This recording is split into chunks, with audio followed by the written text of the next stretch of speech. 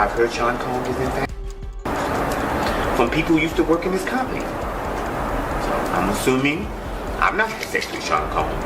I've not spoke to Sean Combs. But based on those sources, I've heard he's in fact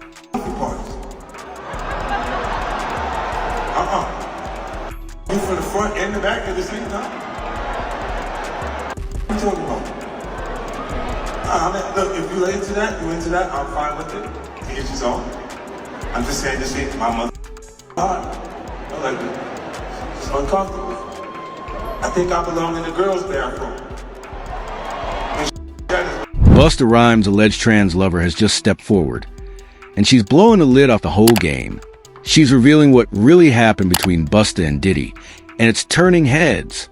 There's always been speculation about Busta's rumored preferences, but now, it looks like some long-buried secrets are finally coming out. And leading this wave of revelations is none other than Tony Newman, a former trans escort and well-known industry whistleblower. She's not some clout chaser. She's been calling out Hollywood's hidden lifestyle for years, and now she's coming with receipts.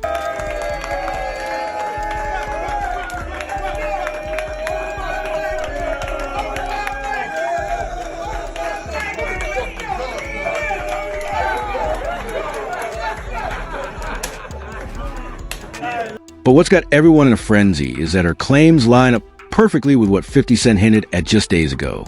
He released a clip, not just some throwaway post, but one that allegedly shows Diddy, a rumored trans partner, and Busta Rhymes all in the same room. And people who've seen it say the energy was way off. It didn't feel like a regular get-together. More like one of those infamous adult parties that 50 has been joking about for years. You know what I'm saying? Like, he said something fabulous and he goes, but me and you, we ain't party. Like, we need to party. What is he talking about? That's the kind of stuff that when people say that to me, I get a little uncomfortable. I get uncomfortable. Like he said something to me one time, a long time ago. At Chris Lighty's wedding, he told me he'd take me shopping. I looked at him like, what'd you just say? Let me move, man, before I do something. You gonna make me mess up the wedding. Oh, that's a nice gesture. Let me get out of it. No, dude, take me. That's what a guy says to a girl. That's why I don't be going to the puppy parties. You from the front and the back at the same time? What are you talking about? Look, if you into that, I'm fine with it. To get you on. I'm just saying this ain't my mother. Like, it's uncomfortable. I think I belong in the girls' bathroom. Word on the street is that 50 Cent is sitting on even more footage, that what we saw was just the tip of the iceberg. He's been cracking jokes about these Hollywood parties for years, dropping subtle jabs about the fruity energy and suspicious invites coming from Diddy's camp. But now, those punchlines are looking a lot more like truth in disguise. And caught up in all this heat is Busta Rhymes. He's always been seen as a guy who stays out of the mess. But if you believe the leaks and the insider whispers, Busta wasn't just in the room. He was allegedly hosting it. People like Tony Newman were some of the first to say Busta had a role in bringing people in, and not your average crowd. Not Instagram models. Not dancers. Young fanboys. I've heard Sean Combs is in fact from people who used to work in his company. So I'm assuming I'm not sexually Sean Combs. I've not spoke to Sean Combs. But based on those sources, I've heard he's in fact. Some sources claim Busta was even hand-picking them, allegedly vetting them for Diddy, entertaining them first, and then passing them along.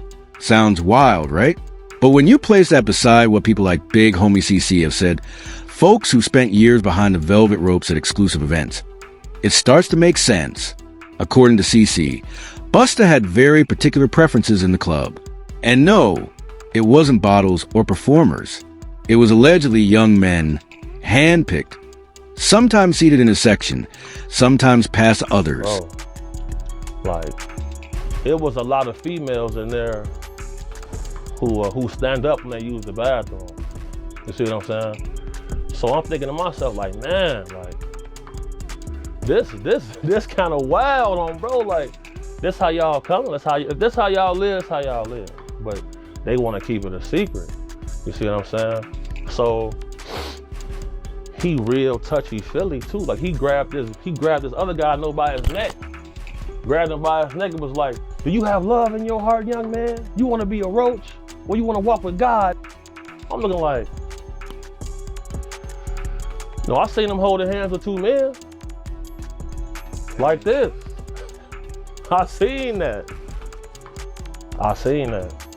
So, you know, like they'll have a dude come out with the paper, sign an NDA. No, I'm going to the car, bro, I'm good.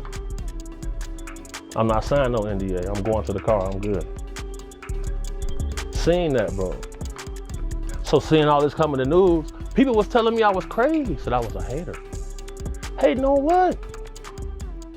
Now, if you match that with Tony Newman's ongoing claims, it all starts looking less like random gossip and more like a disturbing pattern. And Tony didn't just name Busta. Her list included LL Cool J, Mr. C, Eddie Murphy, and of course, Diddy. She's been publicly saying that she has mountains of evidence showing how powerful black men in the industry are living double lives, using their status to bury stories, silence voices, and erase past hookups. And as soon as she started speaking up, she says the threats came fast. Legal threats.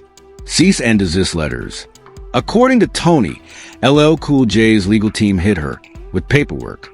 And that wasn't all.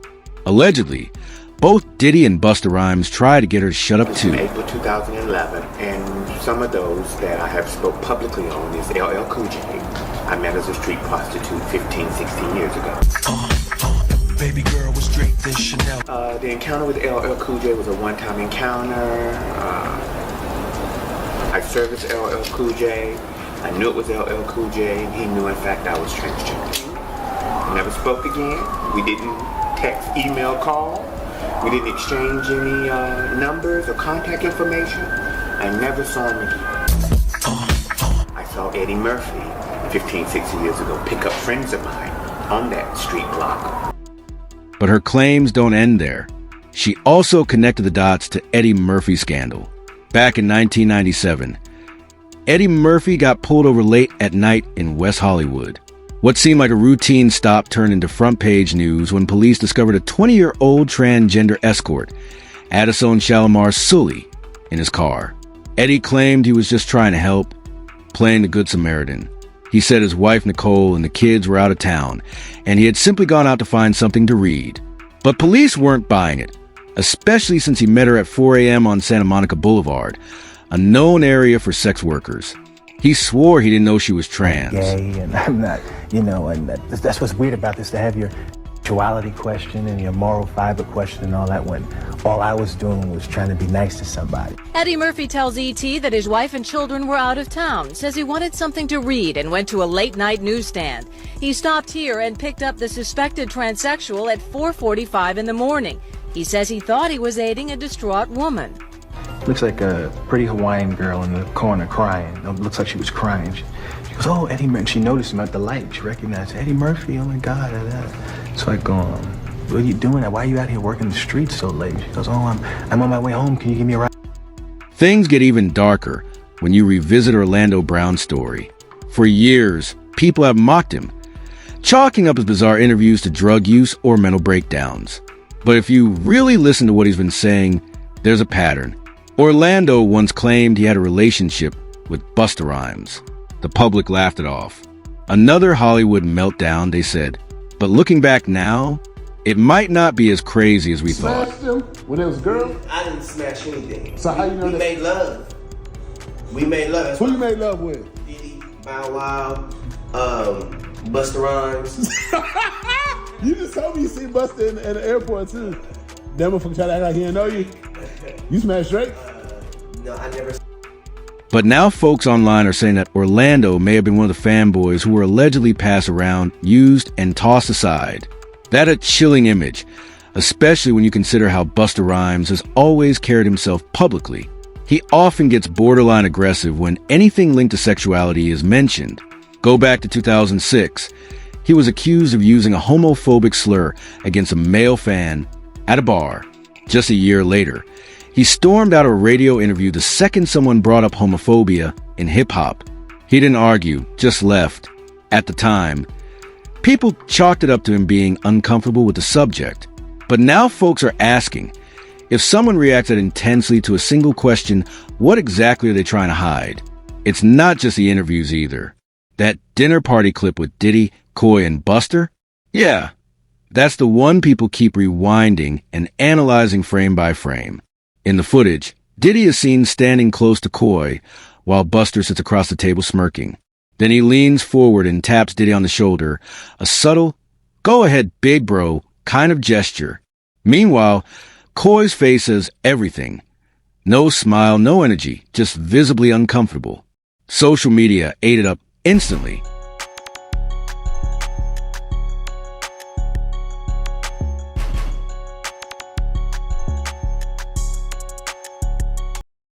Another clip making the rounds shows Buster interacting with Jeremy, a much younger artist. In it, Buster leans in way too close, at one point even sniffing him. Jeremy looked clearly uneasy but tried to laugh it off. Still, the discomfort was obvious. At first, people thought Buster was just clowning around. But in the context of everything else he's being associated with, that kind of playfulness doesn't seem so innocent anymore.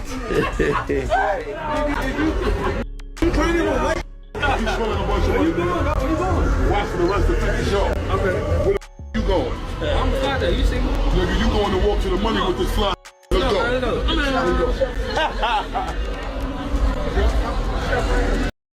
And as of now, Buster has completely vanished.